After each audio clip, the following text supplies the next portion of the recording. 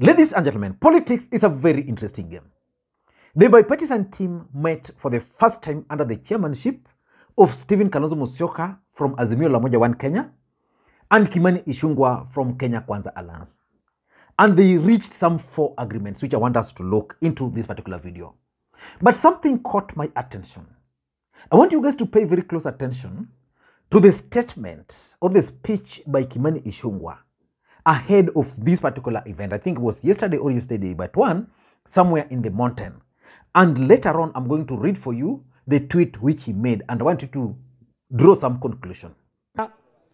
Bora tu tukubaliane, we are bringing an end to the politics of violence in this country.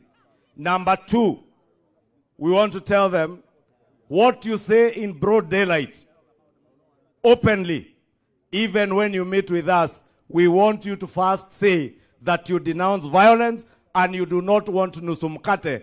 Don't hide behind closed doors to tell us you want nusumkate. And we want cameras in that room. Tunataka watu wa TV wasifungiwe nje.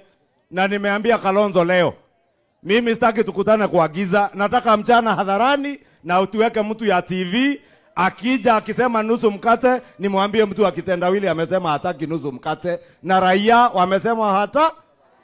Lastly, we are a constitutional democracy.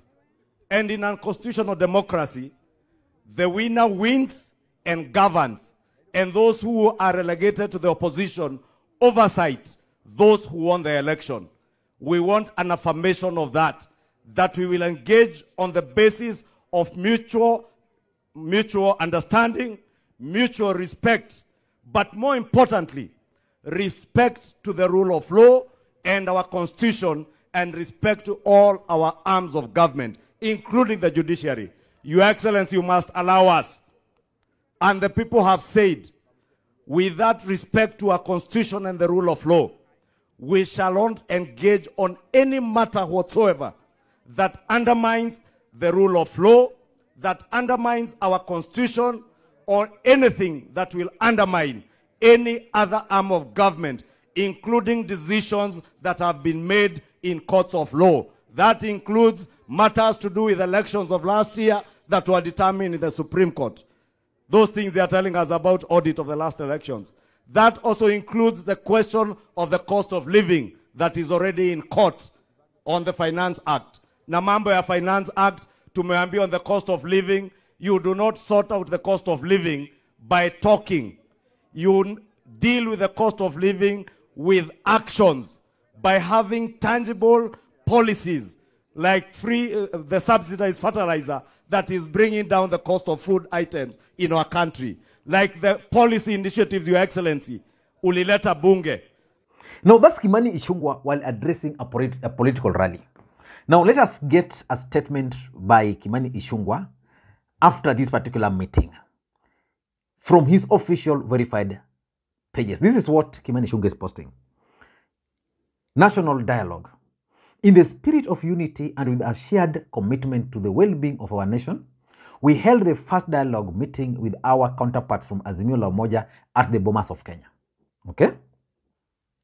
Taking cognizance that the spirit of nationhood binds us together, we put aside any deep-rooted political beliefs and affiliations to foster a cordial engagement. Now, that's Kimani Ichung'wah, a man who was very arrogant in political rallies and is proceeding, recognizing the paramount significance of national unity and stability. We have mutually agreed to embark on these discussions with a genuine intention, placing the interest of our country above all else. Our interactions will be guided by the principles of mutual respect and self-restraint, paving the way for a constructive dialogue and progress. Now, that's Kimani Ichung'wah. The tone of Kimani Ichung'wah's statement after this meeting compared to the tone of Kimani Ichung'wah ahead of this meeting are totally different. What has really changed? And is proceeding, members present, Kalonzo Musyoka, Aaron Cheruiyot, Opiyo Wandayi, Cecil Mbarire, Hassan Omar, Catherine Wambilianga, Eugene Wamalwa, Okongo Mogeni, and Amina Munyazi. Kimani Ichung'wah. Now, what can you conclude? Because I want us to do a critical analysis about the 4 issues which they have agreed to. What can you conclude from Kimani Ichung'wah's statement alone? For me, what I'm gathering is that there is a powerful force behind this process, a very powerful force behind this process. And that force is heavier than Kimani Ichung'wah. Probably that force is William Ruto, or that force is even way beyond William Ruto. And therefore, Kimani Ichung'wah must just play as per the rule of the game.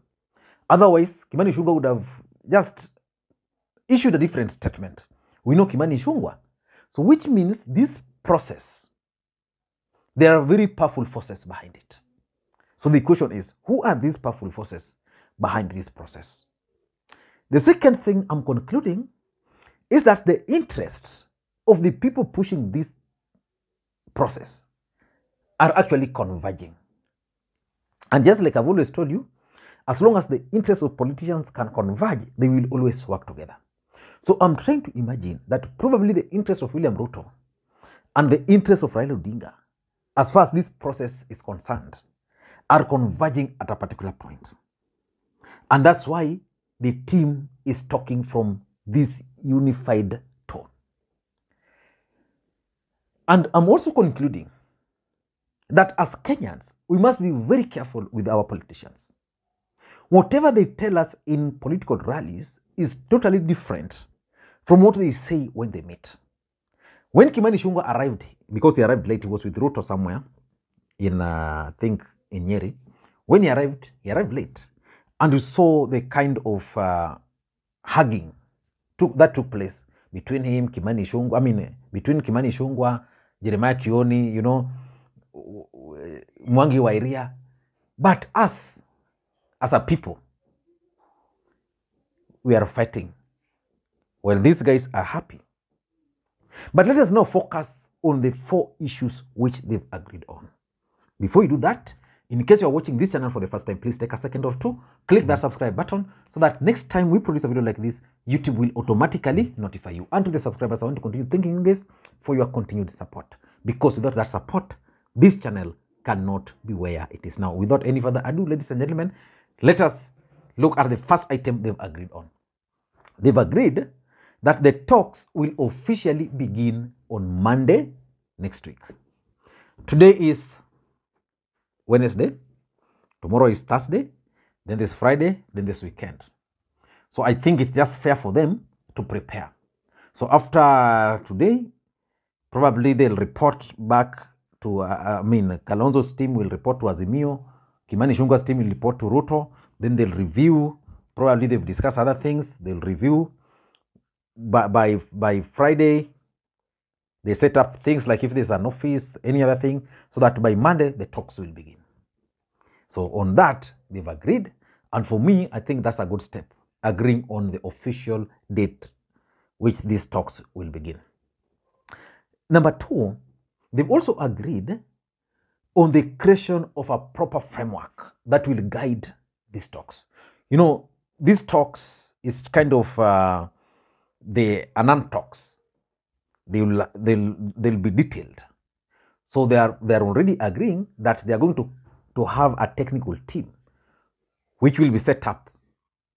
And that technical team should sit by Friday. And that technical team will go ahead and generate necessary documents which will actually guide this team. So for me, that's also a positive. Because as much as they are saying they are starting on a Monday, so it means there's already a technical team. And Raila Odinga, I'm sure, knew what was going to happen, and that's why he appointed Jeremiah Kioni to that team. So there's a technical team. Now that technical team will work with this other team, provide paperwork, legal, any financial issues, you know. So for me, the fact that they are agreeing on framework, how are we going to work, is important. The third thing they've agreed on is to refrain from revealing the content of the discussions to the public. Now, I thought this discussion should have been public because Kimani Ichung'wah told Kenyans that they wanted these discussions to be public, open. Yeah, What are they hiding? What are they hiding? And they're saying that the majority whip and the minority whip has been instructed to whip their sides into obeying this order, so that whatever is discussed inside that room is not leaked out. Probably because, you know why? Probably because there are certain things which William Ruto would want in that document. And he's going to send Kimani Ichung'wah with those. There's probably certain things which Raila Odinga would want in that document. And he's going to send Kalonzo with those proposals.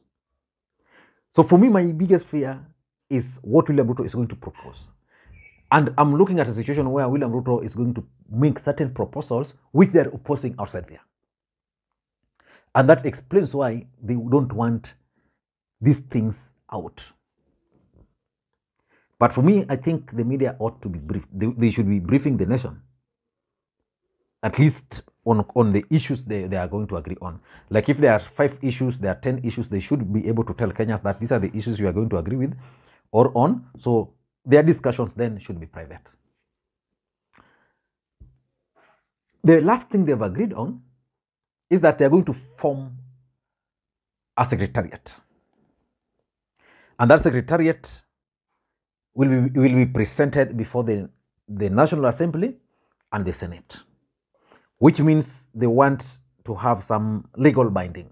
So this process is going to be anchored on law, because Parliament and Senate is where we make our laws. So if these guys are agreeing that we are going to discuss these things before the Senate, they are going to present it there, probably that's where the technical team is going to come up with. So we are going to have maybe kind of a parliamentary process supported by extra parliament.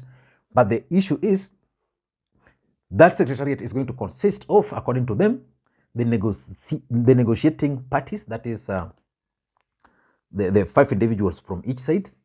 Then they're going to have a secretariat. I think the secretariat will have maybe the CEO or something like that. And then they are also going to have now the technical staff, people like, doing secretarial work, doing this. So for me, those work based on what I'm reading here cannot take 1 month. So this team should have just told Kenyans that they need like 3 months or 2 months. 1 month is not possible to have all this. Like you present the secretariat before the Senate, you seek for the approval. How long will it take? They come back, then you start negotiating, you set up the secretariat, you set up the technical team. Let me hear your thoughts on this. But for me, it's a positive thing. Let the country relax. But Raila Odinga and Azimio must be very careful. William Ruto ni mjanja sana. Bye bye.